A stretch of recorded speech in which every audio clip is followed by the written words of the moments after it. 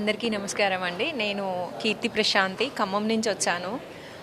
ఈరోజు నేను ఈ అవార్డు తీసుకోవడానికి నిజంగా చాలా సంతోషంగా ఉంది. విశ్వగురు వరల్డ్ రికార్డ్స్ ఉగాది పురస్కారాలు ఈ అవార్డ్స్లో నేను కూడా ఉన్నాను. నన్ను కూడా ఎంచుకుని అంటే నేను చేసే పని విధానం కావచ్చు, పూజలు కావచ్చు, ఈ సమాజంలో ఈ యుగంలో ఇలా భక్తిభావంతో వెళ్ళడం అనేది నిజంగా దేవుడిచ్చిన గొప్ప వరం. అది అందరికీ సాధ్యమైనది కాదు. ఆ భగవంతుడు ఎంచుకున్న వాళ్ళకి ఇలాంటి కార్యక్రమాలు చేయాలి అని చెప్తూ ఉంటారు. నాకు మాత్రం చాలా సంతోషంగా ఉంది.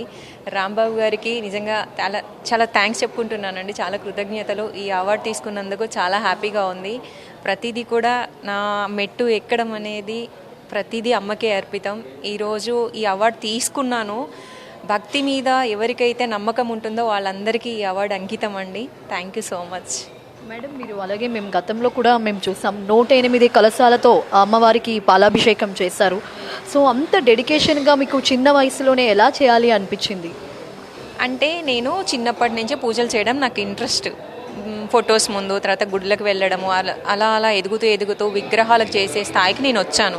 కొన్ని సంవత్సరాల తర్వాత నాకు కొంచెం పెద్ద పూజలు అలవాటు అయ్యాయి అన్నమాట. కొత్తగా నాకు ఐడియాలు వస్తూ ఉంటాయి. ఈ పూజను ఇలా చేస్తే ఎలా ఉంటుంది అని చెప్పి అది అందరికీ నచ్చేది. అలా ప్రకృతి నన్ను అలా తీసుకొచ్చేసింది. ఒకరోజు అమ్మవారి కళలోకి వచ్చి నేను ఇలా పాలాభిషేకం చేయించుకోవాలనుకుంటున్నాను, నువ్వు 108 కలశాలతో చెయ్యాలి అని చెప్పి అలా 2-3 టైమ్స్ నాకు తెల్లవారుజామున వస్తే నేను పెద్దవాళ్ళని అడిగితే అమ్మవారు నిన్నేదో కోరుకుంటుందమ్మా, నువ్వు చెయ్యాలి అని చెప్తే నేను ఎలా చేయగలనండి అని చెప్తే వచ్చిన అమ్మకు తెలియదా అని అంటే నిజంగా కళ అంటే అందరూ చాలా లైట్ తీసుకుంటారు, కానీ జరగబోయేదాన్ని నేను ముందే చేశాను. అది జరిగింది నా చేతుల మీదుగా. ఆ తర్వాత ఆ కలశాల పూజ అనేది ఖమ్మం రికార్డ్ బ్రేక్ అయిందనమాట. అప్పటి నుంచి నేను అందరికీ పరిచయం అయ్యాను.